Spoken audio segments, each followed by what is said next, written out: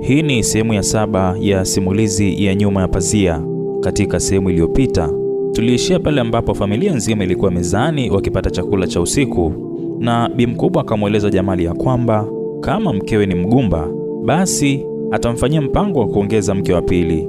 Moyo wangu ulishtuka sana niliposikia habari za mke wa pili, kwa sababu najua jinsi bi mkubwa alivyo na tamaa na walivyofanikiwa kumfanya Jamali mjinga mbele yao, kwani mara zote wamekuwa wanamuigizia wanampenda, na Jamali mwenyewe analiamini hilo.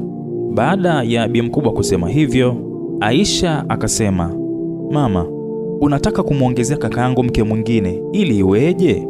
Kama unahitaji mjukuu, basi hawa dada zangu waolewe. Na Hida unavyomuona hapa, anakaribia kutimiza miaka 29 na bado hajaolewa. Nadra naye ana miaka 27 sasa, hajaolewa pia. Sasa badala ya kuwasumbua watu ambao ndoa yao ndo kwanza na miezi 8, hebu malizana na hawa dada zangu kwanza." Hayo yalikuwa ni maneno ya Aisha, na mimi nikainua glasi yangu ya maji na kusema, "Aisha, una busara sana." Nilisema hivyo kwa furaha, na Aisha akanionyesha alama ya dole gumba kunionyesha kwamba tuko pamoja. Kiukweli hata mwenyewe sielewi ni kitu gani kilinipata hadi kupelekea mimi kuwa na furaha kama hivyo. Jambo lile lilimkwaza bi mkubwa, na kwa hasira akasema, "Hivi nyinyi mna akili kweli? Kwa hiyo mnachomaanisha hapa ni kwamba mimi sina busara, si ndo maana yake?" Aisha kwa mara nyingine akajibu, "Hapana mama, sijamaanisha hivyo. Ninachojaribu kusema ni kwamba mabinti zako pia wanapaswa kuolewa. Mwache wifi yangu afurahie ndoa yake kwa amani." Maneno yale ya Aisha yaliendelea kumkwaza bi mkubwa, na Jamali baada ya kuona bi mkubwa anazidi kuvimba kwa hasira, akasema, "Mama, mwache tu. Huyu bado mtoto bwana. We Aisha wewe, hebu muombe msamaha mama." Kwa mara nyingine Aisha akasema, "Hapana, siwezi kuomba msamaha kwa jambo ambalo ni la kweli. Mimi sio kama mama Omari au wifi Ramlat ambao wao huwa wanaomba msamaha kwa vitu ambavyo hata hawajavifanya. Marehemu mzee Othman alinifunza kusimamia kwenye haki na ukweli. Kwa hiyo kaka Jamali, please, wasikufanye mjinga hawa." Kabla Aisha hajaendelea kuzungumza, bi mkubwa aliupiga mdomo wake kwa kijiko na akasema, "Una mdomo mrefu sana we binti wewe. Sasa nitakufunza adabu kwa hilo." Kwa hasira Aisha aliondoka pale mezani, na mume wangu Jamali akanikonyeza kunipa ishara ya kwamba na mimi niondoke. Dakika 20 baadaye Jamali alikuja chumbani, alinifuata mpaka kitandani, na alipojaribu kunibusu kwenye shingo yangu nikamzuia. Kisha akasema, Jamani, kwa hiyo umeshaanza kuogopa kwamba nitaongeza mke mwingine kwa kujifanya siofi lolote?" Nikamwambia, "Hapana, hamna ninachohofia hata." Huku akibusu shingo yangu, Jamali akasema, "Aha, sasa kama hauna wivu, itabidi nifanye tu kama bi mkubwa anavyotaka. Nitaongeza mke wa pili." Huku nikiwa sina furaha nikamwambia, "Okay, sawa bwana mkubwa. Nenda tu kaongeze huyo mke wa pili." Kwa sauti ya utani, mume wangu Jamali akasema, "Hebu muone alivyo na wivu huyo. Unajifanyisha tu, lakini najua una wivu." Kwa sauti ya huzuni, na mimi nikamwambia, "Kwa nini nisiwe na wivu? Hivi unadhani ni jambo rahisi kushare mume na mtu mwingine? Tena uwe unampenda mume wako? Jamali, naomba tu nikiri ya kwamba nakupenda sana. Kwa hiyo tafadhali usije ukafanya mimi nijutie kukupenda wewe. Nakuomba sana mume wangu." Kwa sauti ya utulivu, Jamali akasema, "Nakuahidi Ramlati wangu, sintofanya jambo lolote ambalo litaumiza hisia zako. Wewe ndio furaha yangu. Wewe ndio sababu ya mimi kutaka muda wote kuwa nyumbani. Mapenzi yako, sapoti yako unayonionyesha, jinsi ambavyo huwa unanishauri, ukarimu wako. Wewe ndiye mwanamke wa pekee ambaye umenikubali kama jinsi nilivyo. Najua kabisa haujakubali kuolewa na mimi eti kisa mimi ndo mrithi pekee wa biashara za baba yangu. Umekubali kuolewa na mimi kama Jamali. Sasa hebu niambie, hawa wanawake wengine huko nje, unadhani wangekubali kuolewa na mimi kama sio huu tajiri wa marehemu baba yangu? Ramlati wangu, naomba uliweke hili akilini mwako. Mimi ni wako na wewe ni wangu milele, hapa duniani na kesho akhera." Maneno hayo ya mume wangu Jamali yalinifanya nisisimke, na mimi nikamuuliza, "Una uhakika kwamba hautoniacha hata dunia nzima ikitaka kututenganisha?" huku akinibusu Jamali akasema, haijalishi kitu gani kitatokea, mpenzi wangu, nitafanya kila namna kuhakikisha ya kwamba wewe unabaki salama. Nakupenda sana Ramlat. Wiki 3 baadaye, Bi Mkubwa pamoja na binti yake Nahida waliniita chumbani kwao kwa ajili ya kuzungumza na mimi. Kwa tahadhari nilisimama karibu ya mlango, nikijihami kwa lolote baya litakalonitokea iwe rahisi kukimbia. Huku akicheka, Nahida akasema, Ramlat, waridi la macho ya kaka yangu Jamali, kwa sauti ya kujiamini. Nami nikamwambia, asante kwa hilo wifi, najivunia sana kupata nafasi hiyo ya kipekee. Nahida akaendelea, Ramlat, kwa kuwa wewe unampenda sana mume wako na naamini ya kwamba haupo tayari kuona jambo lolote baya linamfika, vipi kama tukicheza dili moja hivi? Kwa shauku nikauliza, dili gani hiyo? Huku akitabasamu, Nahida akaniambia, kuna kitu kimoja ambacho mimi ndo natakiwa kukimiliki na ni lazima nikipate. Kama ukifanikiwa kunipatia kitu hicho, basi na kuahidi sintohangaika na Jamali tena, nitamwacha tu awe wako. Na mimi nikamuuliza Nahida, ni kitu gani hicho nakihitaji? Nahida akasema, faili. Kuna faili moja lipo kwenye moja ya drawer zilizomo chumbani kwa marehemu baba yangu. Nahitaji kulipata faili hilo, na likisha kuwa langu tu, basi sintokuwa na haja yoyote na Jamali. Na Bi Mkubwa naye akadakia, tumeshindwa kufungua drawer ile kwa sababu ina password. Sasa unaweza kutumia mbinu zako kama mwanamke na kumuuliza mumeo kuhusu password, kwa sababu kama tukifanikiwa kulipata lile faili, basi tutakuwa matajiri sana. Na kuahidi binti yangu, nitakugaia 10% kadhaa za utajiri huo. Hayo yalikuwa ni maneno ya Bi Mkubwa, na kiukweli nilitamani kucheka. Hivi nyie watu ni mnanipima au kama mna malengo yenu mnataka kuyatimiza, kwa nini msihangaike wenyewe bila kunihusisha mimi kwenye mchezo wenu mchafu huo? Nahida, kwa nini usimuulize mwenyewe tu? Pengine yeye anazifahamu hizo password. Naomba mtambue kitu kimoja, siwezi kumzunguka mume wangu hata siku moja. Sihitaji pesa zenu wala chochote ambacho mtaniahidi kunipatia. Nahida naye akasema, aha, sasa kwa taarifa yako, wala sihitaji ufanye chochote. Nimekupa taarifa tu, ujue kwamba muda si mrefu nitadili na huyo unayemuita mume wako. Na mimi nikamuuliza Nahida, unanitishia? Nahida akasema, hapana, wala sikutishii. Nakupa mwezi mmoja tu, uwe umeshaondoka ndani ya hili jumba, la sivyo utajuta. Kwa hasira na mimi nikasema, ngoja nifanye kama sijasikia hicho alichoniambia. Hivi ni kitu gani kinachokufanya uamini ya kwamba wewe unaweza kuzimiliki mali zote hizi bila kuziharibu kutokana na tamaa zako? Ina maana ni mali tu ndo zinafanya uwe mkatili kiasi hicho? Nahida akanifokea huku akinipush, hujui lolote kuhusu chanzo cha mali za baba yangu. Mimi ndo nilikuwa chanzo cha utajiri wake. Nilimfanya awe tajiri, lakini mwishowe akanilipa kwa ubaya. Alichukua vitu vingi sana kutoka kwangu na akaniacha nikibaki mtupu bila chochote. Yaani kwa yeyote atakayethubutu kunizuia kwenye hili atakiona cha mtema kuni. Baada ya maneno hayo ya Nahida, kiukweli niliingiwa na hofu. Nikajiuliza, kuna kitu gani hicho nyuma ya utajiri wa mzee Othman ambacho kimepelekea binti yake kuwa katili kiasi hiki?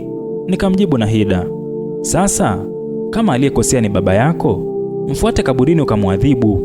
Mwache mume wangu, hana kosa lolote yule. Nahida akaniambia, mume wako pia atalipia kwa hili. Na kufikia hapo, Bi Mkubwa akadakia, yaani sijui mume wako ametoa wapi jeuri ya kuja kumiliki mali za binti yangu, wakati sisi tukiishi maisha ya dhiki na mzee Othman. Mama yake na huyo mumeo alikuwa wapi? Yaani yule mama yule hakuwa anampenda mzee Othman kabisa. Alichokifuata yeye ni kuja kuchuma zile mali tu. Kila unachokiona humu ndani, mmiliki wake halali ni binti yangu, na ninakuhakikishia tutavichukua vyote hivi kwa sababu ni vya kwetu. Baada ya Bi Mkubwa kusema hivyo, nami nikamwambia, chochote ambacho kilikwisha tokea huko nyuma inabidi kishughulikiwe na wahusika. Jamali wangu hana hatia kwa sababu yeye alizaliwa na akazikuta mali zote hizi. Halafu kuna kitu kingine mnashindwa kujiuliza. Ni kwa muda mrefu sana mmekuwa mkitamani kuona Jamali anakufa, lakini mpaka leo yupo. Hivi nyie watu hamkati tamaa tu? Mnashindwa kuona ya kwamba huyu analindwa na Mwenyezi Mungu? Na inakuwaje mnataka sisi tulipe deni ambalo yalikuwa ni makosa ya wazee waliopita, wakati nyie mnaishi hayo maisha ya dhiki? Sisi hatukuwepo. Sasa makosa yetu ni yapi hayo? Kuzaliwa ama? Nahida akasema, Ramlat, sihitaji kusikia maneno yako, kwa sababu nilisha hapa kwa damu yangu. Yeyote atakayethubutu kunizuia kwenye hiki ninachokwenda kukifanya, nitamuua, hata kama ni mama yangu. Baba yangu amenifanya kuwa mtu mkatili sana, na neno msamaha halipo kwenye kamusi yangu kabisa. Itakuwa ni vyema kama utaondoka ndani ya hili jumba, ili mimi nidili na huyo Jamali pamoja na mama yake. Nahida alisema maneno hayo na mimi nikamjibu, hivi ukiniangalia naonekana kama mtu ambaye anatarajia kuondoka kweli ndani ya hili jumba? Unadhani ya kwamba nilikubali kuelewa na kaka yako kwa ajili ya hizi mali? Hapana, sio kweli. Kwa muda mrefu umekuwa unaongea tu na mimi nimekuwa na kusikiliza. Sasa ni muda wangu wa kuzungumza na inabidi unisikilize. Mimi Ramlat nitaenjoy na kuteseka kwenye haya maisha na yule mtu ambaye amenichagua mimi kuwa mwenza wake wa maisha. Unadhani utafaidika na nini ukiendelea kuua watu eti kisa tu utajiri wa baba yako? Vipi kama siku moja vitu vyote hivi vikapotea? Vipi kama usipofanikiwa kuiona siku ya kesho? Ikitokea umekufa leo, utaenda kumwambia nini Mungu wako? Baba yako hakukufanya wewe kuwa katili, ni wewe tu mwenyewe umeshindwa kupambana na nafsi yako. Na nikwambie tu kwa mara nyingine, sintomwacha mume wangu hata ukimtupia lawama zote yeye, kwani hausiki kwa namna yoyote ile. Na kingine ambacho napaswa kufahamu ni kwamba mimi nimebarikiwa sana. Nimeumbwa kwa ajili ya kuja kumlinda mume wangu. Hebu jiulize, umepata kitu gani baada ya kumuua baba yako? Kama unajiona una nguvu ya kuua, hebu jifanye uishi milele basi. Yaani usife, ubaki kwenye hii dunia siku zote.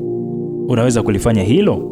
Kwa hasira, Nahida alipasua glasi moja na akajikata mkononi, huku akisema, we Ramlat wewe, kwa mara nyingine tena naapa kwa hii damu yangu, Jamali atajutia kuzaliwa mtoto wa kiume, na huyo mama yake huyo atajutia siku aliyokubali kuolewa na marehemu mzee Othman.